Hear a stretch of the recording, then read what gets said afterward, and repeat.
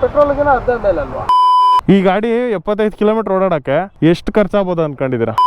ಒಂದು 2 ಯೂನಿಟ್ ಖರ್ಚಾಗುತ್ತೆ. 14 ರಿಂದ 16 ರೂಪಾಯಿ ಖರ್ಚಾಗುತ್ತೆ ಅಷ್ಟೇ. ಅಂಕಲ್ ನಿಮ್ದ ಗಾಡಿ ಎಷ್ಟು ಕೊಟ್ರಿ ಅಂಕಲ್ ಈ ಗಾಡಿ ತಗೊಂಡಾಗ ನೀವು? 99,000. ಇನ್ನೊಂದು 1,000 ಕಮ್ಮಿ ಲಕ್ಷಕ್ಕೆ. ಇವಾಗ 1 ಲಕ್ಷ ಕೊಟ್ಟು ಈ ಗಾಡಿ ತಗೊಳ್ಳೋದು ಬೆಸ್ಟಾ? ಈ ಥರ ಹಳೆ ಗಾಡಿ ಇದ್ರೆ 50 ರಿಂದ 55,000 ಖರ್ಚಾಗುತ್ತೆ. ಈ ಥರ ಎಲೆಕ್ಟ್ರಿಕ್ ಕನ್ವರ್ಟ್ ಮಾಡಿಸ್ಕೊಳ್ಳೋದು ಬೆಸ್ಟ್ ಅಂತೀರಾ?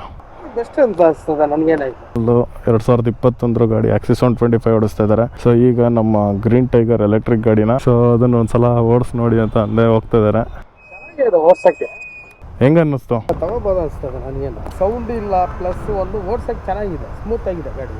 ಈಗ ಪೆಟ್ರೋಲ್ಗೂ ಇದಕ್ಕೂ ಟ್ಯಾಲಿ ಮಾಡಿ ನೋಡಿದ್ರೆ ಇದು 40 ಅನ್ಕೊಳ್ಳಿ, ಲಾಂಗ್ ಹೋದ್ರೆ 40 ಬರುತ್ತೆ. ಅದು 108 ರೂಪಾಯಿ ಇವಾಗ ಪೆಟ್ರೋಲ್ ಆಗಿರೋದು. ಅದೇ ಈ ಗಾಡಿ ಆದ್ರೆ ಜಸ್ಟ್ 14 ರಿಂದ 16 ರೂಪಾಯಲ್ಲಿ 75 ಕಿಲೋಮೀಟರ್ ವರೆಗೂ ಆರಾಮಾಗಿ ಓಡಿಸ್ಬೋದು ಅಂತ ಅನಿಸ್ತದೆ ನನಗೇನೆ.